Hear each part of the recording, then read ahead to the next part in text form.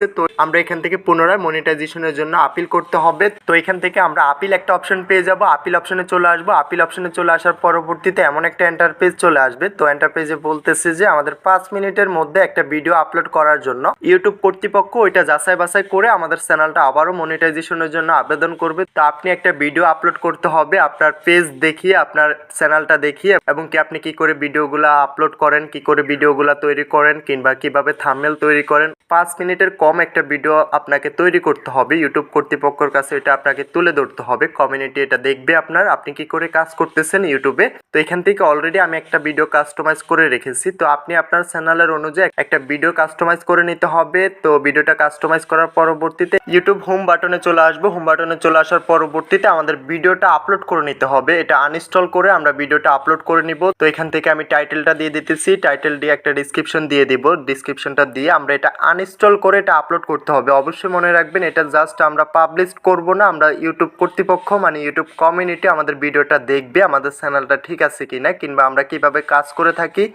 তারা যেহেতু reels content দেখে আমাদের মনিটাইজেশনটা অফ করে দিয়েছে, মানে তারা বলতেছে যে আমরা অন্যের ভিডিও আমাদের চ্যানেলে আপলোড করতেছি, আমরা কোনো প্রকার কাজ করতেছি না। তো এটার জন্য আমরা তাদেরকে একটা ভিডিও সাবমিট করতে বলতেছে। আমরা তাদেরকে একটা ভিডিও সাবমিট করব, কি করে ভিডিওর কাজ করে থাকি, কি করে থাম্বনেলের কাজ করে থাকি, কি করে আমরা ভিডিও তৈরি করি। তো এখান থেকে আমি ভিডিওটা আনলিস্ট করে এখান থেকে এটা আপলোড করে দিলাম। এটা আপলোড হচ্ছে। তো এটা আপলোড হওয়ার পরবর্তীতে একটু